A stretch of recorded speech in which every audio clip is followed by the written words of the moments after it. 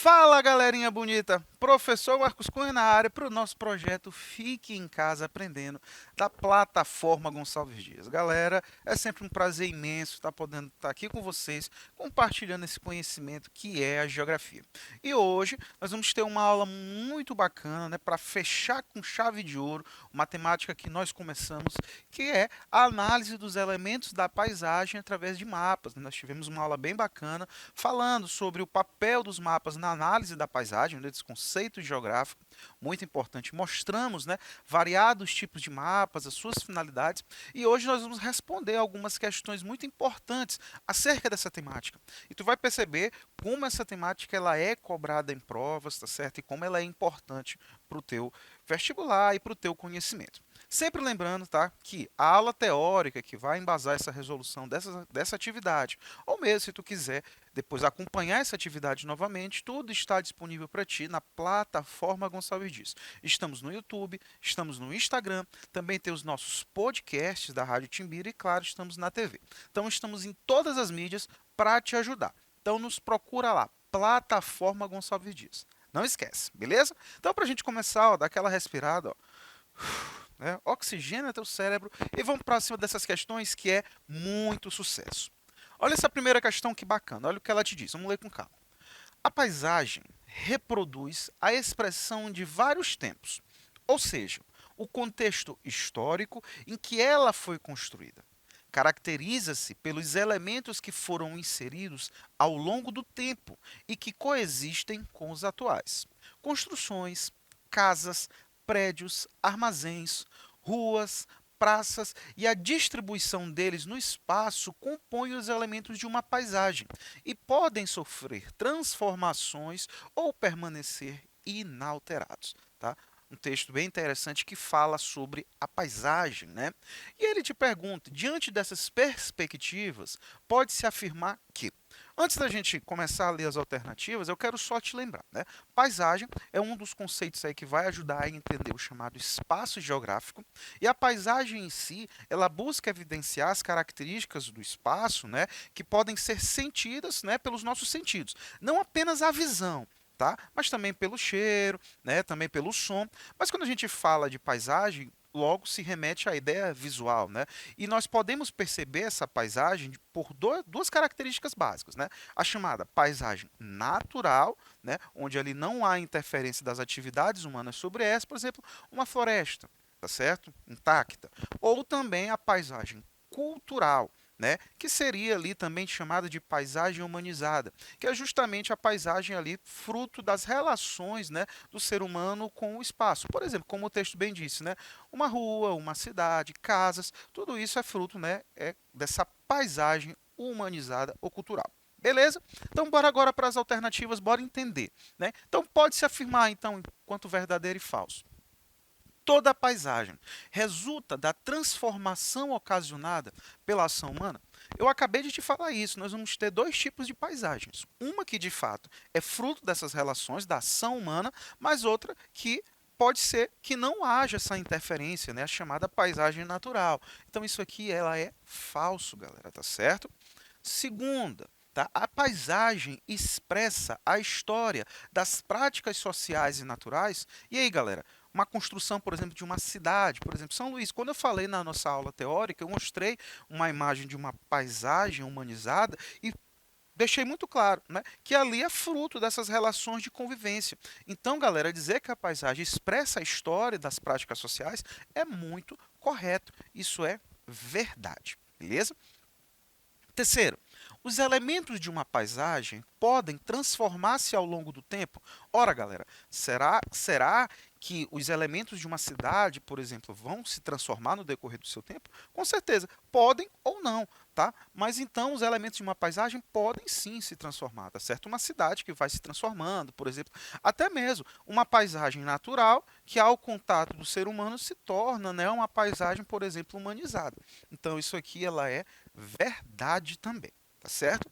E a quarta, A construção do espaço geográfico corresponde a uma transformação das paisagens? Ora, galera, vamos lembrar.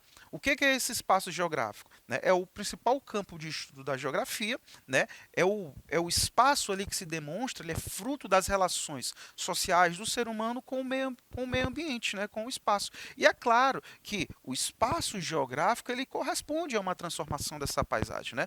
Toda essa relação entre meio ambiente, né, o meio natural e o meio humano e as suas interações transforma a paisagem. Então, isso também é verdade. Bacana? Uma questão aí teórica sobre paisagem e seus elementos. Legal, né? Então, ó, respira, bora evoluir que tem mais sucesso aí. Olha essa segunda questão que bacana. Ela diz o seguinte: a respeito da representação do espaço geográfico nos mapas, tá? Avalie as proposições a seguir enquanto verdadeiras ou falsas.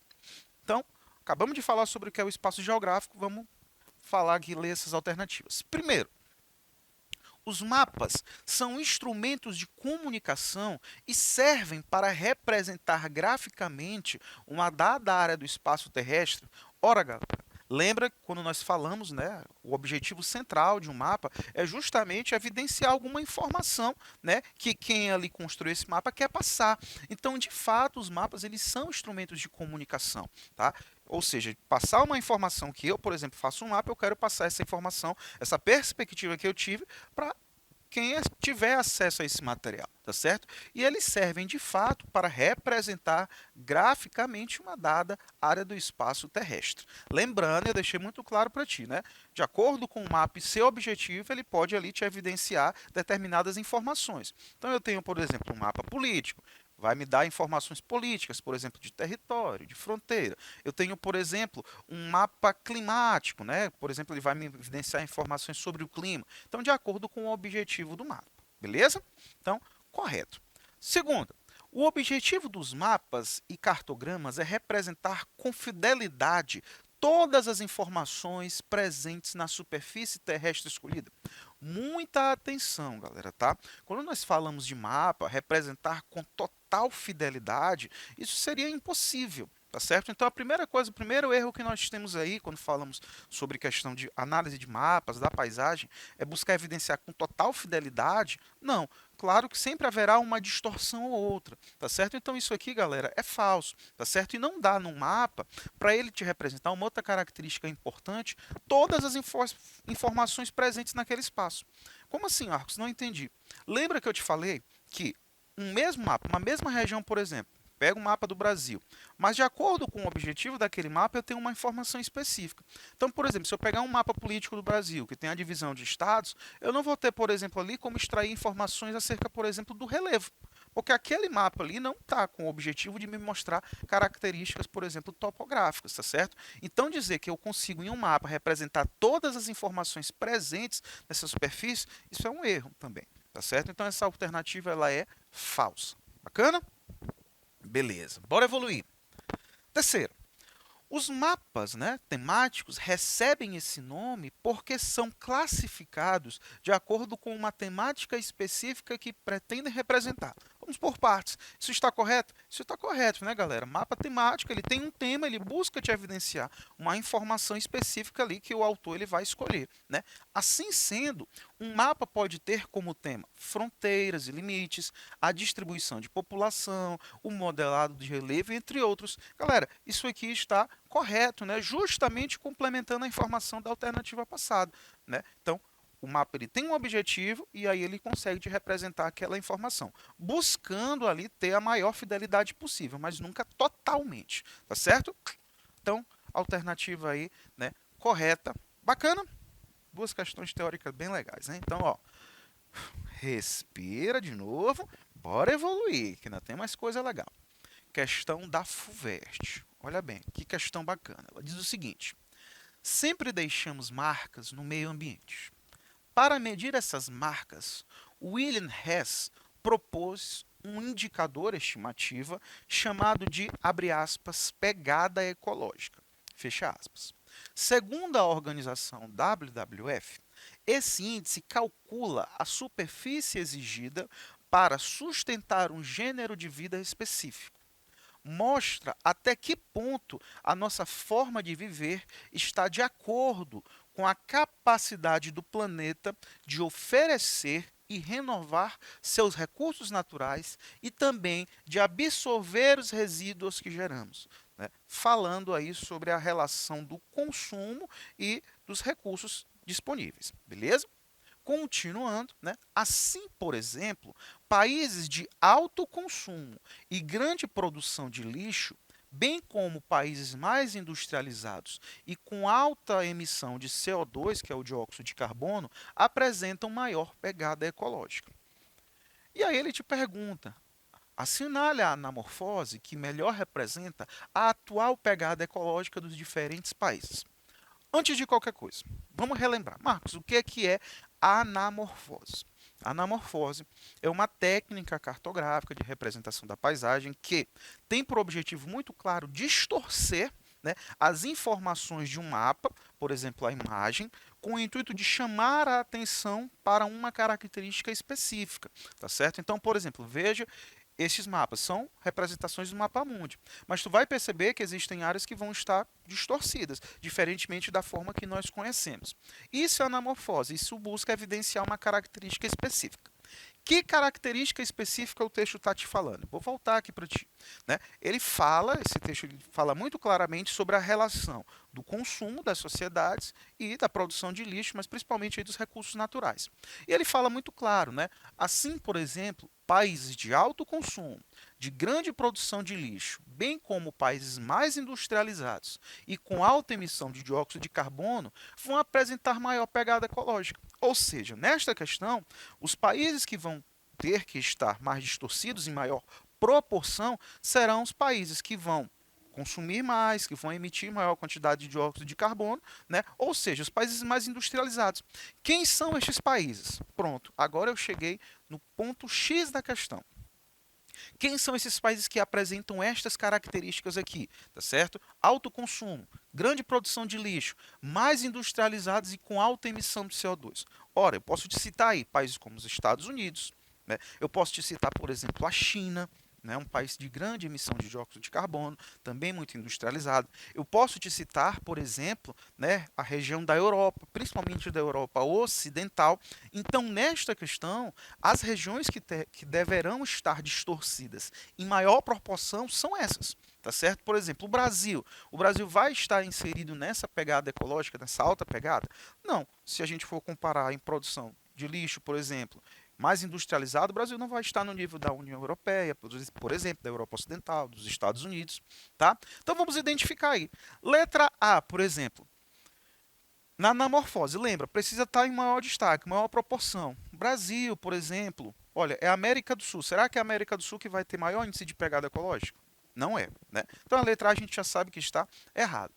Letra B. Olha a região que está mais distorcida. A região, por exemplo, da África, do Oriente Médio, né? Será que a África e o Oriente Médio vão estar nesse índice da alta pegada ecológica? Também não vão estar, tá certo? Então não é a letra A nem a letra B. Olha a letra C, galera, tá? Veja, quais são as áreas mais distorcidas? Estados Unidos, por exemplo.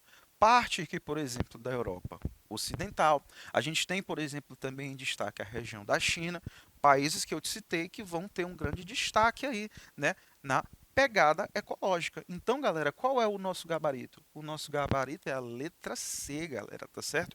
Olha que questão bacana aí da FUVEST, tá certo? Analisando gráficos de pegada ecológica com anamorfose. Bacana? Questão bem legal e bem atual, né? E aí, só para mostrar a letra D, porque ela não era, quais são as regiões que vão estar, por exemplo, no maior destaque? A gente tem, por exemplo, aqui a Rússia, né? A gente vai ter, por exemplo, também a China até se enquadraria, mas, por exemplo, olha os Estados Unidos, como vão estar nesse gráfico. Os Estados Unidos são um dos países aí que apresentam a maior pegada ecológica, né, do nosso planeta. Bacana? Então, por isso que não é a letra D, nosso gabarito é a letra C. Então, olha, respirou, tem outra questão massa de análise da paisagem por mapas. E uma questão da PUC, galera, tá certo?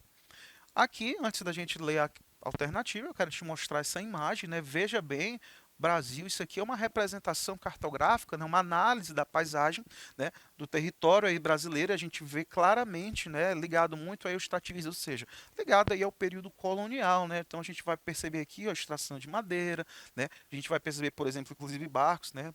Atrelando justamente essa ideia ali das grandes navegações, né? Uma exploração a gente pode perceber aqui na imagem, né? Presença de, por exemplo, índios, né? A mão de obra indígena, por exemplo, tá certo? Alguns dos elementos básicos aí que a gente consegue perceber rapidamente nesse mapa, tá bom? Bora analisar agora o que a questão te pede. Ela diz o seguinte: esse mapa foi executado por Giacomo Gastaldi em 1556 e editado na República de Veneza no ano de 1565. Considerando seu conhecimento sobre o território brasileiro e o que está representado no mapa, é correto afirmar que. Então, analisando os elementos desse mapa e a formação do território brasileiro, bora ver o que seria correto. Letra A. Havia um bom conhecimento da fauna e da flora brasileiras, o que pode ser observado nas figuras desenhadas e na localização e distribuição dos animais e nas formações vegetais? Ora, galera, é só tu pensar, a partir de... Esse mapa foi feito ali no século XVI, 1500, né? 1565 especificamente, ali que o autor ele te cita, né? Ora, o Brasil ele foi colonizado, começou a ser colonizado, né, por Portugal a partir de 1500. Então, será que existia um grande conhecimento sobre a fauna e sobre a flora? Claro que não, né? Lembra que nesse período colonial a exploração ela vai iniciar principalmente ali pelo litoral, né? E depois nós vamos começar a ter as caravanas que vão para o interior, justamente para conhecer melhor esse território. Então eu não posso te dizer aqui, galera, né, que havia um bom conhecimento da fauna e da flora brasileira nesse contexto, tá certo? E nem a imagem, né, nem o mapa ele vai te representar aqui. Você a gente não percebe, né, esta grande riqueza, principalmente acerca de animais mostrados nesse mapa, tá certo? Nessa representação de paisagem. Essa representação aqui de mapa, ela fica muito clara aqui, né? Um elemento principalmente relativo à extração dos recursos naturais, como por exemplo da madeira, tá certo? Então, essa alternativa aqui, ela é falsa, não é a o nosso gabarito. Letra B, então, falso.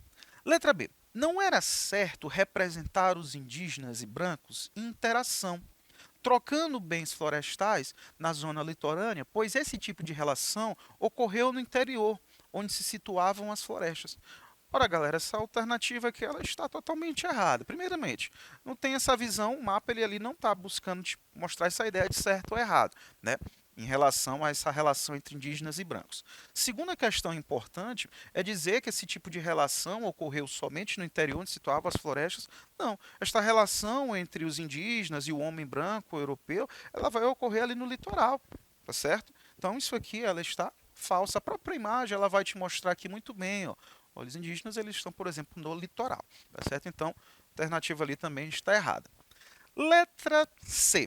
A representação correta do relevo e da hidrografia nas terras interiores revelava as ações de exploração do terreno que estava preparando a ocupação das terras para o colonizador, galera. Olha o que essa alternativa me diz. Representação correta do relevo e da hidrografia. Bora dar uma olhada nesse mapa. Será que ele está realmente representando todas as características topográficas do Brasil nesse momento? Não, é ali basicamente do que se conhecia, tá certo? Então, ó, a gente tem de fato aqui algumas características, né, relativas aí ao relevo e tal, mas tu não vai ter essa característica total. Vou voltar, né? Correta do relevo e da hidrografia nas terras interiores revelava as ações de exploração do terreno que estava preparando a ocupação das terras pelo colonizador. Isso aí está errado, né, galera? Isso aqui é falso. Então, gente, a nossa alternativa correta seria justamente, né, os detalhes do litoral revelam um maior conhecimento dessa parte do território, enquanto o interior representado era mais fruto da imaginação do que do conhecimento. Bora olhar se isso aqui de fato, ó, existe principalmente uma interação mais no litoral. Até lembra desse contexto, né? 1565. O Brasil tinha começado o seu processo de colonização. Então, ali a ocupação era basicamente no litoral, galera. Então, isso aqui está correto, tá certo? Então, ele diz, né? Os detalhes do litoral revelam um maior conhecimento dessa parte do território, enquanto o interior representado era mais fruto de imaginação do que do conhecimento. De fato, né, o nosso território ele só vai começar a ser conhecido, né, ao seu interior. Nós temos aí as correntes, principalmente através da pecuária, né, se dirigindo para o interior do nosso país, o que vai no futuro, né, gerar consolidação do território brasileiro. Então, galera, questão bacana. Então não esqueça, nos acompanhe lá na plataforma Gonçalves Dias e valeu!